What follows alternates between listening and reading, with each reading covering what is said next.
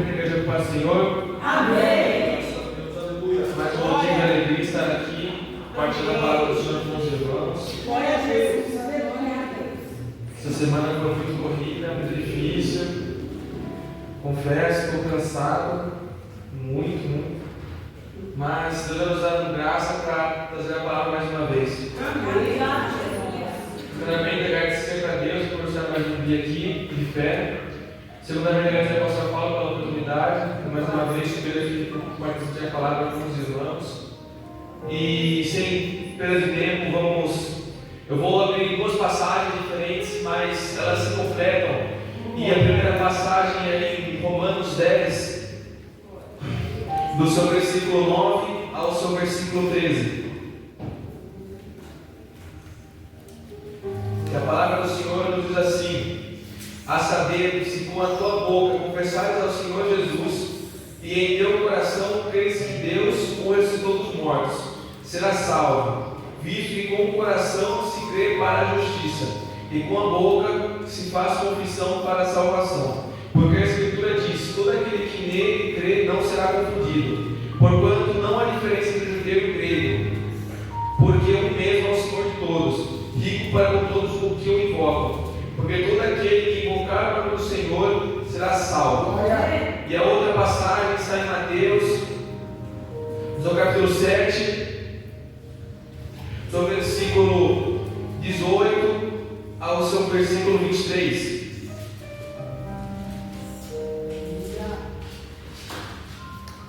Que a palavra do Senhor diz assim: não pode a árvore boa dar frutos maus, e nem a árvore má dar frutos bons.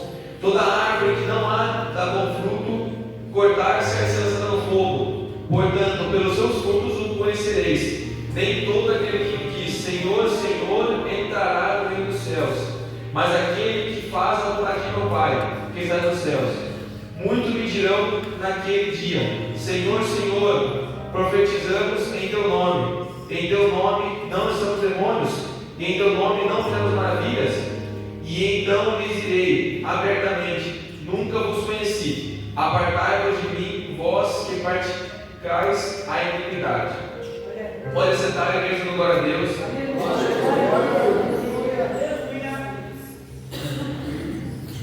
Então, essas duas passagens eu vou no meu coração para compartilhar com a igreja. São duas passagens totalmente opostas, para assim dizer, mas elas se completam, querendo ou não, porque nós tivemos abrir em Mateus, nós vemos que ali é o serão, faz parte do serão da montanha, quando Deus vai explicar para o povo aquilo sobre a questão do evangelho, etc. Ele vai explicando sobre vários temas, várias coisas, e aí chega uma parte que ele vai explicar, nessa parte da árvore, da parte que a árvore boa não pode dar frutos maus, nem a árvore má dar frutos bons. E aí ele vai explicando, então nós podemos para outra passagem que vem em Romanos, que ali o apóstolo Paulo, em um contexto mais resumido, ele está explicando, apresentando o Senhor Jesus Cristo para não só os gentios, mas para todos os judeus. Delante todo judeu que considerava Cristo seu Senhor, então ele vai apresentar para aqueles judeus que não aceitavam Jesus como seu Salvador, e também para os gregos gentios.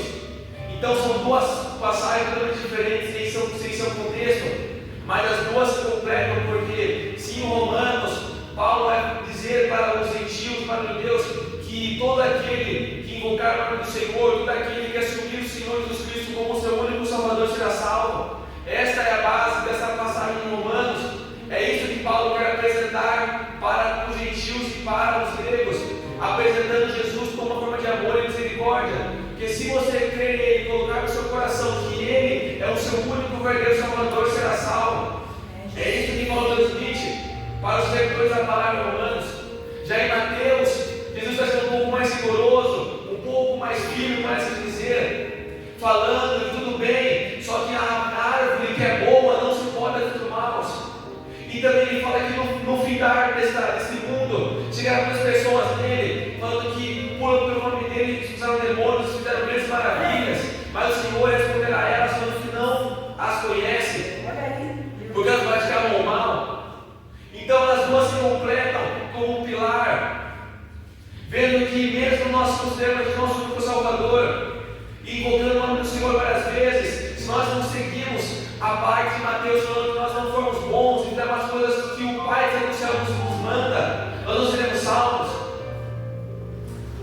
Então é uma coisa bem simples, porque nós sabemos que nós seres humanos temos várias formas de viver nesse mundo. E o que marca principalmente o nosso corpo são nossos sentidos. Nós temos 5, que é o olfato, paladar, tato, visão e audição. E com esse que nós vivemos nesse mundo. E um dos principais sentidos nós temos, todo dependendo de como está o seu sentido, você vai ouvir algo diferente do que está acontecendo. Porque todos têm a visão, mas todos olham coisas diferentes, por perspectivas diferentes. Todos têm a visão, mas ouvem coisas diferentes umas das outras. Muitas pessoas têm o paladar para se falar, mas muitos falam coisas diferentes umas das outras. E por assim diante. E uma das principais que chama mais atenção é a visão. Tal próprio que era uma das mencionadas muitas vezes na Bíblia. Que o próprio Senhor Jesus, no livro de Lucas, capítulo 11, versículo 34, fala que os olhos são a candeia do corpo. E fala que se os seus olhos forem bens, o seu corpo será iluminado, mas se o seu olho for mau, o seu corpo se erguerá em trevas. Falando para nós que se os nossos olhos estarem no caminho certo, olhando para as coisas certas, o nosso corpo completamente será luz. Porque é acreditado que muitas pessoas já ouviram que os olhos são as janelas da alma. Porque aquilo que você vê, aquilo que você costuma ver no dia a dia, vai mudando você por dentro, vai mudando você. Muitas vezes nós aprendemos coisas que o nosso pai só de ver, porque nós estamos naquela situação e vamos aprendendo vendo aquela situação. É que muitas vezes na escola nós vemos a conta de matemática sendo resolvida, mesmo sem o professor explicar, mas nós vemos aquela conta e nós temos traduzir no nosso cérebro, nós conseguimos resolver sem o professor ter que nos chegar para nos ajudar. Assim também é a nossa vida. Dependendo do que nós vemos, do que nós olhamos no nosso dia a dia, vai mudar como nós somos em caráter como pessoa. Se eu olho coisas más todo dia, se eu fico olhando para coisas más, o meu corpo estará em trevas, porque eu estarei me afastando do Senhor Jesus. Porque a nossa carne ela é fraca, ela tenta nos consumir e não ocupar aquilo que é do Espírito. Então por isso nós sempre temos que estar focados em Jesus Cristo. Nós sempre temos que focar e o nosso olhar em Jesus Cristo. Porque se nós focarmos em coisas terrenas e mundanas, nós perdemos o foco. E ali nós já começamos com a nossa diferença, porque nós somos cristãos, nós não somos do mundo. Aí começa a nossa diferença de perspectiva. O cristão tem que ter uma perspectiva diferente das coisas do mundo, porque nós não somos iguais. O cristão tem que ver diferente dos mundanos, tem que se comportar como diferente dos mundanos, falar diferente, tratar os outros diferente, porque nós não somos iguais, mesmo todos somos seres humanos, nós somos diferentes deles, nós não somos iguais, nós viemos de outra terra, nós somos do céu e não dessa terra. Aleluia! Então nós não temos que nos tratar igual a eles, nós temos que tratar diferente. E aí que vem as nossas diferentes perspectivas, o jeito que nós vemos o mundo diferente. Porque então talvez o seu monte vai apresentar para vocês, cada um verá algo diferente. Podemos dizer que um é um copo, outro é uma taça. Então cada um pode ver algo diferente. Tal como perguntar o que é isso, a pessoa pode falar, é um celular, é um aparelho celular, é um smartphone, é um dispositivo feito para conversar a longas distâncias. É tecnologia.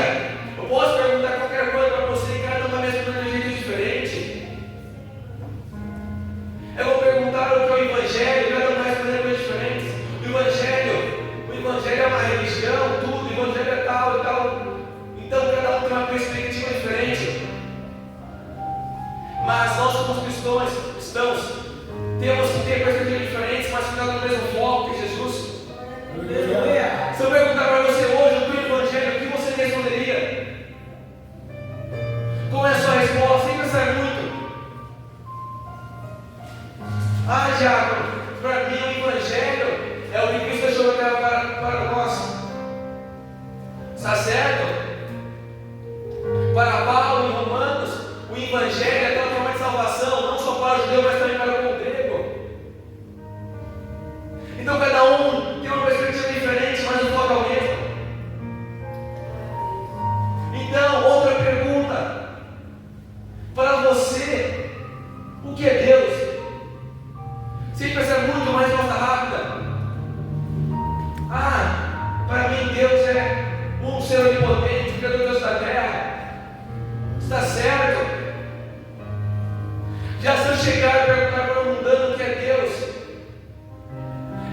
responder que é uma ficção, ele pode responder que é um mito, ele pode responder que é uma crença, uma lenda, um folclore. Então as visões não são iguais, são totalmente diferentes. Porque enquanto para algumas pessoas Deus é algo fictício, é uma lenda, é um folclore, é algo da nossa imaginação, para a própria Bíblia, vamos entrar na Bíblia como exemplos. Deus para Moisés era a sarça ardente que pegava fogo, era o redemoinho de dia e o fogo de noite. Para Isaías era aquele tempo, Deus era o quarto homem da fornalha. Nós chegamos para Isaías, Deus era o cordeiro que foi levado ao matador, mas não abriu a sua boca. Nós chegamos para João, Deus é o verbo, que tudo se fez, que não se feito. Então nós vamos colocando várias perspectivas, mas o foco é o mesmo. Glória a Deus, aleluia. Mas agora a pergunta de nessa noite: qual é a sua perspectiva? Como você olha as coisas que acontecem na sua vida? Você olha a dificuldade? Como você olha ela? Como você trata ela? Como se comporta no deserto? Como você vê a prova? Algumas pessoas veem a prova como barreiras, como gigantes impossíveis de derrotar, como as muralhas impossíveis de passar por cima. Certas pessoas veem as provas como um ensinamento, como uma escola. Como você vê a prova hoje? Você vê a prova que, nossa, não tem como passar disso mais, vou estagnar aqui, não tem como mais eu passar para frente. Ou você vê a prova da maneira que hoje eu posso estar passando por isso, mas amanhã eu vou estar melhor, porque hoje eu estou aprendendo com essa prova, e amanhã eu não faço a mesma coisa. São diferentes perspectivas. Tudo está do modo que você vê as coisas. Por isso, normalmente, que são muito famosos, filmes, vídeos, porque cada um pode ter uma perspectiva, mesmo sendo uma coisa só. Então, hoje, como você vê a sua vida, como a sua perspectiva da sua vida, ela é boa, ela é ruim, ela é feliz, ela é alegre, ela é triste? Porque, primeiro, antes de eu tirar o cisco do olho do meu irmão, eu tenho que atrás do meu olho. Então cada um julga a si mesmo. Cada um sabe o que passa, cada um sabe o que vive. Então como você se vê nessa noite hoje? Qual é a sua perspectiva de vida? O que você espera para amanhã, para daqui 5 anos, para daqui 20 anos?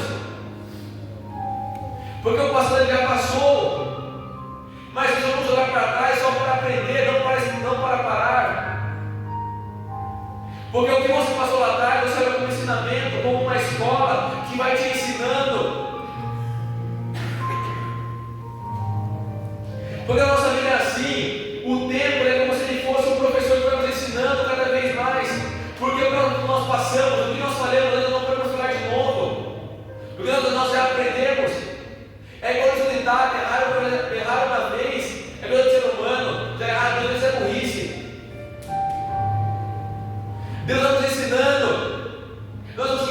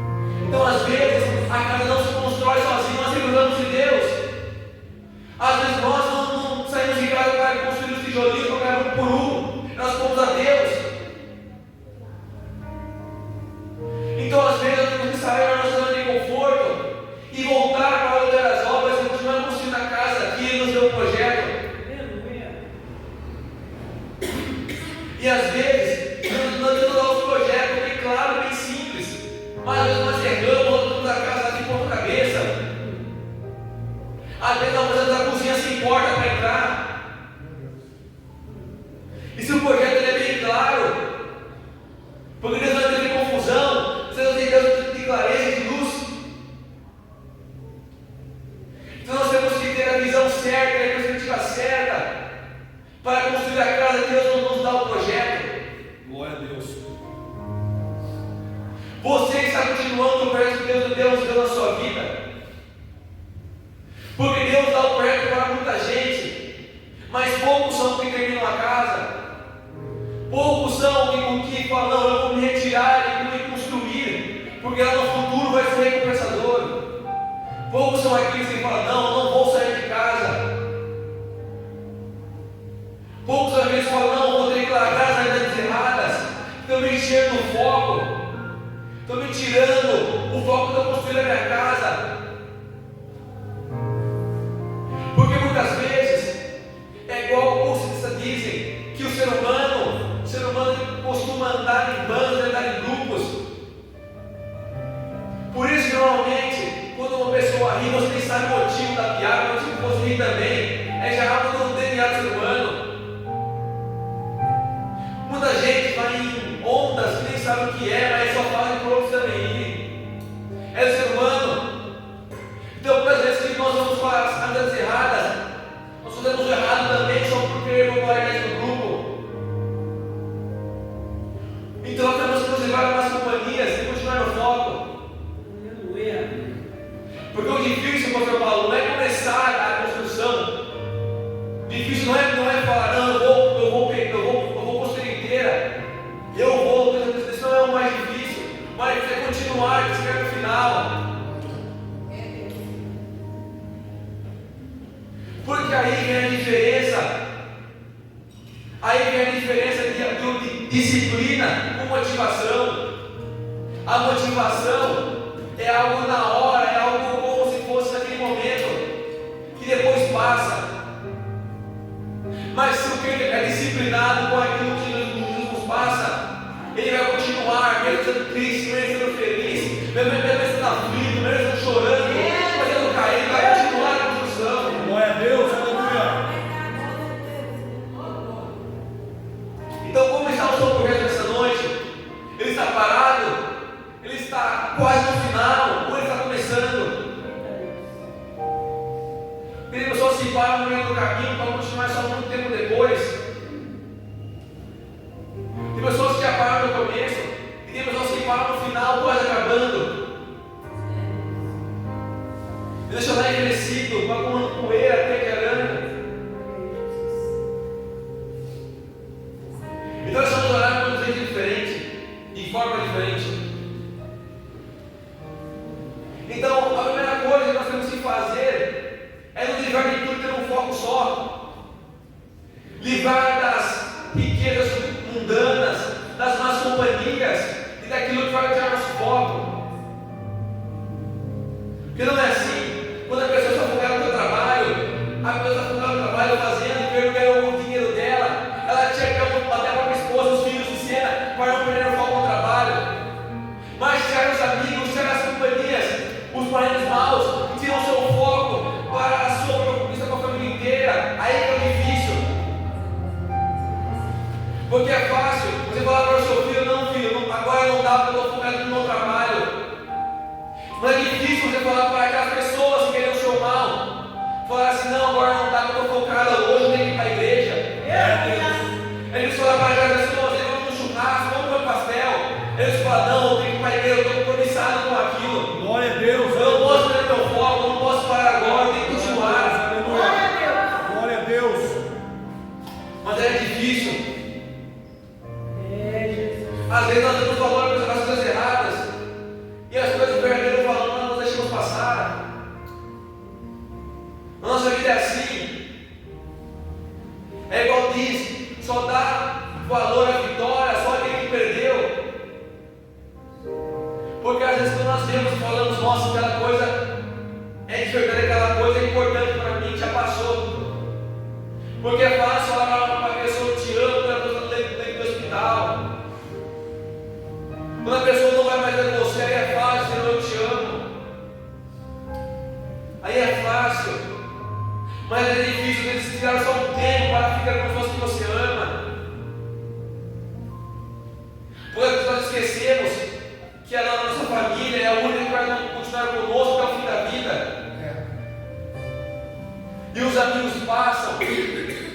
Os amigos são derradeiros. É como diz o livro de Provérbios: em todo tempo tem-se um amigo, mas a dificuldade que nasce o irmão. Então, em todo tempo vai aparecer amigos com você, que as pessoas que vão bater nas suas costas e falar: eu estou com você em qualquer hora, em qualquer momento. Mas no momento do deserto da dificuldade, então aparecem os irmãos de verdade. Aleluia. Glória a Deus. Aqueles que seguram sua mão. E às vezes as pessoas que são verdadeiramente os amigos são aquelas que nós esquecemos. Então nós não podemos perder nosso foco. Nós não podemos perder nosso foco em Cristo Jesus. Nem nós temos que largar tudo, amizade, dinheiro, fama. Mas nós temos que uma será maior. Aleluia. E como você está na sua vida hoje? O que você está priorizando? O que você está valorizando? A Bíblia diz: busca o reino do céu em primeiro lugar, as demais coisas serão acrescentadas. O que você está buscando em primeiro lugar esta noite? O que você está em busca? O que você está buscando? O que você está priorizando? É Deus. Porque hoje é muito fácil pedir, ficar pedindo, pedir, ficar pedindo. O difícil é ter fé que vai conseguir. Porque olhe para o seu lado, na cadeira vazia ao seu lado, ela vai estar alguém aí. Só que a pessoa falando outras coisas. Porque me fala quantas pessoas passam na frente dessa igreja e vem a placa. Mas quantas vezes eu para ver o amor de Jesus Cristo? Então a oportunidade tem para todos. Poucos usam ela, se usufruem dela. Pode levantar, eu estou encerrando.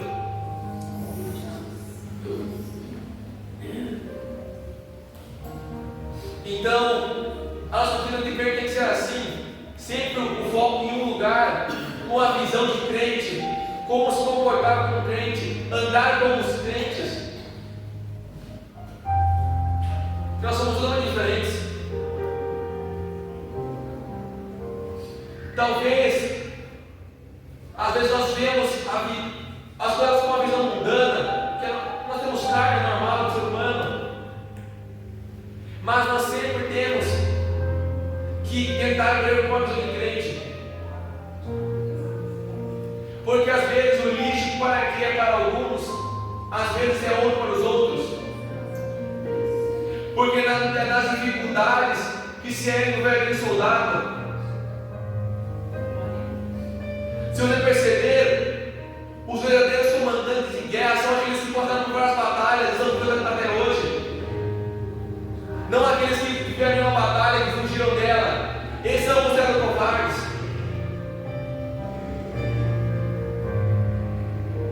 Então o tema da palavra é que a visão de crente é melhor do que a visão mundana. Aleluia. Até pode parecer meio fraco, mas se você começar a analisar e pensar naquilo que você vê hoje em dia, porque nós temos só a visão frontal, não o 360. Então você escolhe para o que vê. Quando ela falar, não, diabo, eu sem querer, não tem essa desculpa. Porque você pode virar a cabeça em qualquer lugar. Então você escolhe o que você vê, não está falando, nossa, eu vi sem querer. Você tem a sua visão focada em um ponto. Então você sabe o que você está vendo.